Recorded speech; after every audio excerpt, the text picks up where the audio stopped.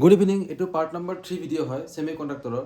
ইয়াত আমি পঢ়িম এতিয়া ইন্ট্ৰিনছিক ছেমি কণ্ডাক্টৰৰ বিষয়ে। ঠিক আছে, এতিয়া ইন্ট্ৰিনছিক ছেমি কণ্ডাক্টৰ কি হয় বস্তুটো। আগৰ ভিডিঅ'ত আমি পঢ়িলোঁ এনাৰ্জি বেণ্ডৰ বিষয়ে পঢ়িলোঁ, ভেলেন্স বেণ্ড পঢ়িলোঁ আৰু কি পঢ়িলোঁ কণ্ডাকশ্যন বেণ্ড। ভেলেন্স বেণ্ড আৰু কণ্ডাকশ্যন বেণ্ডৰ মাজত যিটো এনাৰ্জি গেপ আছে, ডেট মিনছ ভেলেন্স বেণ্ডৰ একদম টপ এনাৰ্জি লেভেল আৰু কণ্ডাকশ্যন বেণ্ডৰ একদম বটম এনাৰ্জি লেভেল। এই এনাৰ্জি লেভেল দুটাৰ মাজত যিটো এনাৰ্জি গেপ আছে সেই গেপটো কি বুলি কোৱা হয়, এনাৰ্জি বেণ্ড গেপ বুলি কোৱা হয়। তো মেটেলৰ কাৰণে কি হয়, এই গেপটো বহুত কম হয়, প্ৰায় অভাৰলেপ কৰিয়ে থাকে।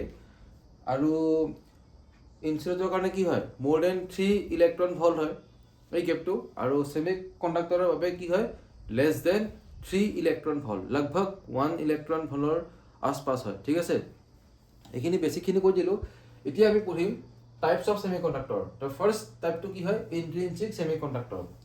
ইয়াক ইন্ট্ৰিনছিক বুলি কি কাৰণে কোৱা হ'লে চোৱা, এতিয়া এটা ছেমি কণ্ডাক্টৰ আছে, হয় চিলিকনেৰে বনাব পাৰি, নহ'লে কিহেৰে বনাব পাৰি, জাৰ্মেনিয়াম। ঠিক আছে, তো যদি ইন্ট্ৰিনছিক হয় তেতিয়াহ'লে আমি সেই ছেমি কণ্ডাক্টৰত বেলেগ কোনো ধৰণৰ ইম্পিউৰিটি এড কৰা নাই, বুজি পাইছা। তাতে মানে বেলেগ এটমছ নাই, মানে অকল সেইটো ছেমি কণ্ডাক্টৰৰ ক্ৰিষ্টেলত অকল সেই এটমটোৱে আছে, পাৰ্টিকুলাৰ এটমটোৱে আছে। যদি ছেমি কণ্ডাক্টৰটোত অকল চিলিকন আছে তেতিয়াহ'লে চিলিকন থাকিব, আৰু যদি জাৰ্মেনিয়াম আছে তেতিয়াহ'লে কি থাকিব, অকল জাৰ্মেনিয়াম থাকিব, তাত বেলেগ এটম নাই। সেইকাৰণে ইয়াক কি বুলি কোৱা হয়, ইন্ট্ৰিনছিক ছেমি কণ্ডাক্টৰ বুলি কোৱা হয়। তোমালোকে এইখিনি ধুনীয়াকৈ নোট কৰি ল'বা হা, এইবিলাক ইম্পৰ্টেণ্ট হয়। এতিয়া the electrical conductivity of a pure semiconductor is totally governed by the number of electrons excited from the valence band to the conduction band and is called intrinsic conductivity. তে এই ইন্ট্ৰিনছিক semi কণ্ডাক্টৰৰ মাজেৰে আমি current কেতিয়া পাম, যেতিয়া ইন্ট্ৰিনছিক semi কণ্ডাক্টৰত থকা ইলেক্ট্ৰনক আমি excited কৰিম, ক'ৰ পৰা ক'লৈকে, ভেলেন্স বেণ্ডৰ পৰা কণ্ডাকশ্যন বেণ্ডলৈকে। মই কৈছিলোঁ নহয়, কাৰেণ্ট ফ্ল' কেতিয়া হ'ব, যেতিয়া ইলেক্ট্ৰনবিলাকৰ ছাপ'জ আগত এনাৰ্জি লেভেলটো ক'ত আছিলে, ভেলেন্স বেণ্ডত আছিলে। যদি ইলেক্ট্ৰনৰ এনাৰ্জি লেভেলটো ভেলেন্স বেণ্ডত থাকে তেতিয়াহ'লে কিন্তু কাৰেণ্ট কণ্ডাক্ট নকৰে। যদি আমি সেই এনাৰ্জি লেভেলটো, মানে ইলেক্ট্ৰনৰ সেই এনাৰ্জি লেভেলটো কণ্ডাকশ্যন বেণ্ডলৈকে ট্ৰান্সফাৰ কৰি দিওঁ তেতিয়াহ'লে কাৰেণ্ট কণ্ডাক্ট কৰিব। ঠিক আছে, তো এইখিনি তোমালোকে ফাৰ্ষ্টতে নোট কৰি লোৱা। এতিয়া আমি পঢ়িম ইন্ট্ৰিনছিক ছেমি কণ্ডাক্টৰ বস্তুটো আমি কেনেকৈ পাম।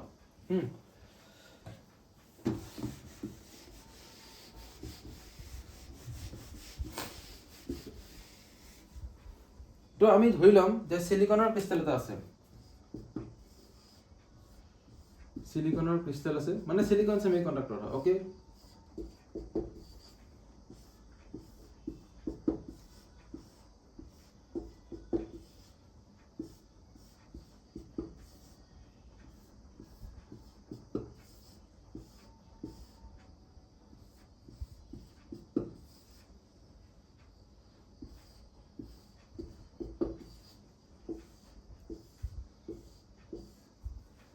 তো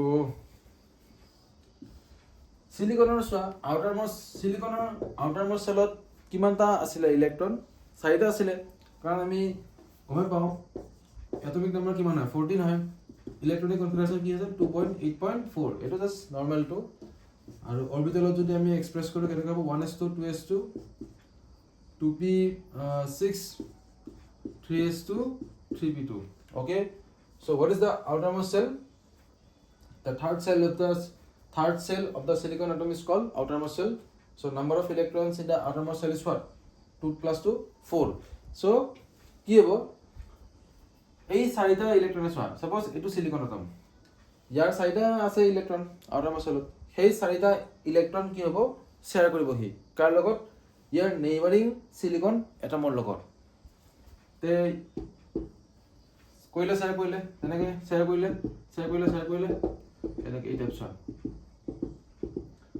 তো ইলেক্ট্ৰনবিলাক শ্বেয়াৰ কৰি কৰি এটা বন্ড ফৰ্ম কৰিছে, and this is called covalent bond. কি বুলি কোৱা হয়, কোভেলেণ্ট বন্ড বুলি কোৱা হয়। ইলেক্ট্ৰন শ্বেয়াৰ কৰি পেলাই কি বন্ড ফৰ্ম হয়, কোভেলেণ্ট বন্ড ফৰ্ম হয়, তোমালোকে গমেই পোৱা।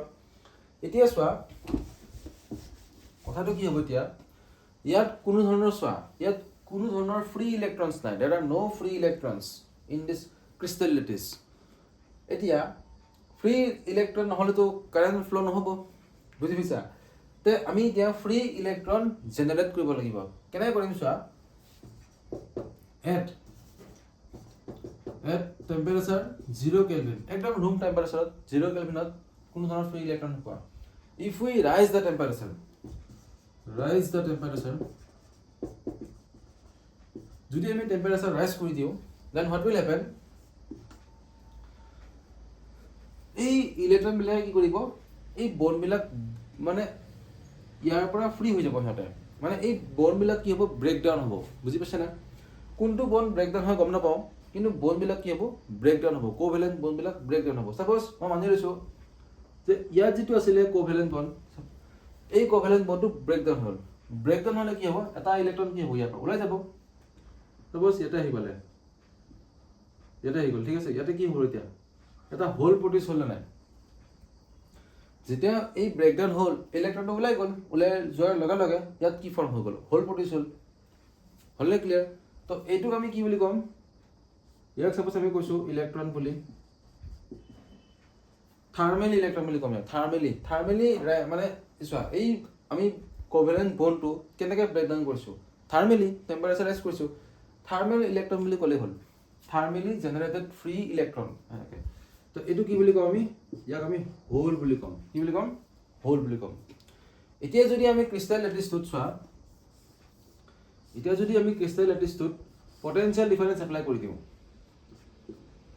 তেতিয়া কি হ'ব এই ইলেক্ট্ৰনৰ চাৰ্জটো কি হয় নেগেটিভ হয় so it will move towards the positive terminal of the battery and hoolock আমি কি বুলি ধৰি ল'ম পজিটিভ চাৰ্জ বুলি ধৰি ল'ম then hole will move towards the negative terminal of the battery আৰু যেতিয়া চাৰ্জ হোলটোক আমি পজিটিভ চাৰ্জ কৈছো আৰু ইলেক্ট্ৰনক কি বুলি কৈছো নেগেটিভ চাৰ্জ কৈছো যেতিয়া চাৰ্জ বিলাক মুভ কৰে তোমালোকে গমে পোৱা কি কনস্টিটিউট কৰে কাৰেন্ট কনস্টিটিউট কৰে হ'লনে ক্লিয়াৰ তে আমি এই লেটিসটোৰ মাজতে কি পাম কাৰেন্ট পাম মানে এই সেমি কন্ডাক্টৰটো কি হলকে কনভাৰ্ট হৈ গ'ল কন্ডাক্টৰলৈকে কনভাৰ্ট হৈ গ'ল আৰু ইয়াত চাৰ্জ কেৰিয়াৰ কি হ'ব পাৰে ইয়াত চাৰ্জ কেৰিয়াৰ কি আছে ইলেক্ট্ৰনো আছে আৰু কি আছে হোল আছে তো চাৰ্জ কেৰিয়াৰ্স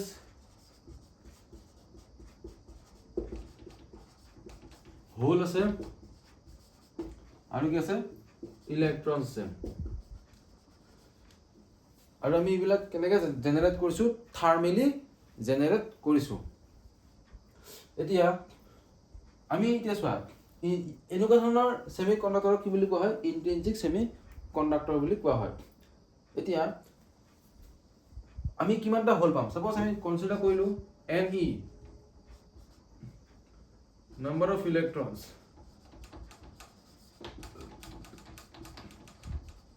number of electrons মানে টেম্পাৰেচাৰ ৰাইজ কৰাৰ কাৰণে কিমানটা ইলেক্ট্ৰন জেনাৰেট হ'ল প্ৰডিউস হ'ল এণ্ড ইলেক্ট্ৰন প্ৰডিউস নহয় ইলেক্ট্ৰন বিলাক ফ্ৰী হৈছে আৰু বন্ড বিলাক ব্ৰেকডাউন হৈছে the number of electrons Ne আৰু NH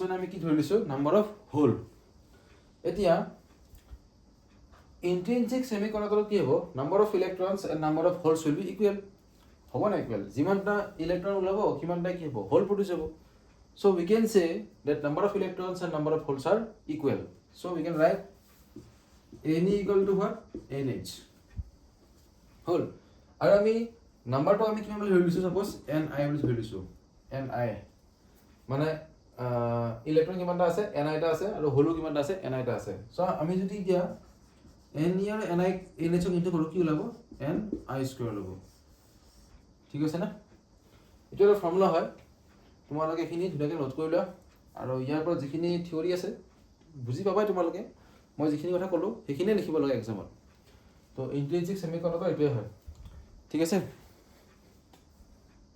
মই সৰু এটা বস্তু এটা লিখি দিওঁ যে সিলিকন আৰু জাৰ্মেনিয়াম দুটা ক্ৰিষ্টেল ল্যাটিস আছে ন মানে আমি সেমিকন্ডাক্টৰ সিলিকনেৰে বনাব পাৰো নহলে কিহেৰে বনাব পাৰো জাৰ্মেনিয়ামেৰে বনাব পাৰো এতিয়া সিলিকনৰ কাৰণে এইটো বন্ডটো ব্ৰেক কৰিবৰ কাৰণে কিমানখিনি এনাৰ্জি লাগে আৰু জাৰ্মেনিয়ামৰ কাৰণে কিমানখিনি এনাৰ্জি লাগিব সেইটো দৰকাৰ জনাটো এক্সামটো আহেটো আমি লিখি দিম ৰবা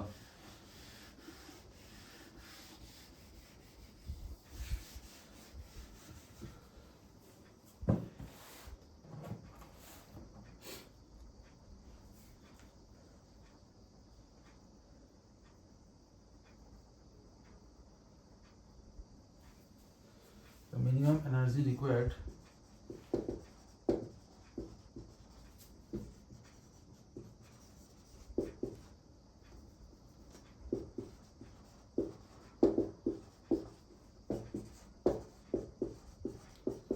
to break a covalent bond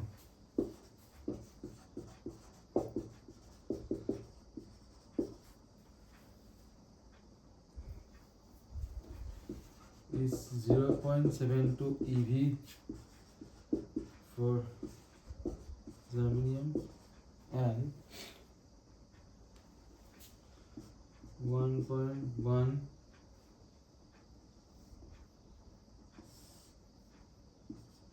EV for silicon. তোমালোকে এই বস্তুখিনি ধুনীয়াকৈ নোট ডাউন কৰি থৈ দিয়া। অ'কে, চ' আমি নেক্সট ক্লাছত পঢ়িম এতিয়া এক্সট্ৰিনচিক ছেমিকণ্ডাক্টৰৰ বিষয়ে। ইয়াত এটা সৰুকৈ কথা কৈ দিওঁ, আমি যে লিখিলোঁ 0.72 EV আৰু 1.1 EV ফৰ চিলিকন, এইটো কি লিখিলোঁ আমি? মিনিমাম কিমানখিনি এনাৰ্জি দৰকাৰ হয় ন? মই কৈ দিছোঁ এবাৰ এনাৰ্জি বেণ্ড গেপৰ লগত বস্তুটো ডিফাৰ কৰি পেলাই। সাপোজ আমি এইখিনি কি পাইছিলোঁ, ধৰি লৈছোঁ কণ্ডাকশ্যন বেণ্ড হয়, এইটো কি হয়? এইটো ভেলেন্স বেণ্ড হয়, ঠিক আছে। এতিয়া এই যে মই ক'লোঁ 0.72 EV for germanium and 1.1 EV for silicon, এই গেপটো বুজাই আছে, ঠিক আছে। এইখিনি গেপ বুজাই আছে, এই গেপটো বুজাই আছে। কণ্ডাকশ্যন বেণ্ডৰ একদম লোৱেষ্ট এনাৰ্জি লেভেল এণ্ড ভেলেন্স বেণ্ডৰ একদম টপ মোষ্ট এনাৰ্জি লেভেল, এই গেপটো কি বুলি কোৱা হয়? Energy band gap. তো আমি যদি 0.72 EV এনাৰ্জি দি দিওঁ জাৰ্মেনিয়ামক, তেতিয়াহ'লে কি হ'ব? এই ভেলেন্স বেণ্ডত যিবিলাক আছিল না ইলেক্ট্ৰন, ভেলেন্স বেণ্ডত থকা ইলেক্ট্ৰনবিলাক জাম্প কৰিব ক'লৈকে? কণ্ডাকশ্যন বেণ্ডলৈকে। তেতিয়া কি হ'ব? কাৰেণ্ট কণ্ডাক্ট কৰিব। Okay, thank U.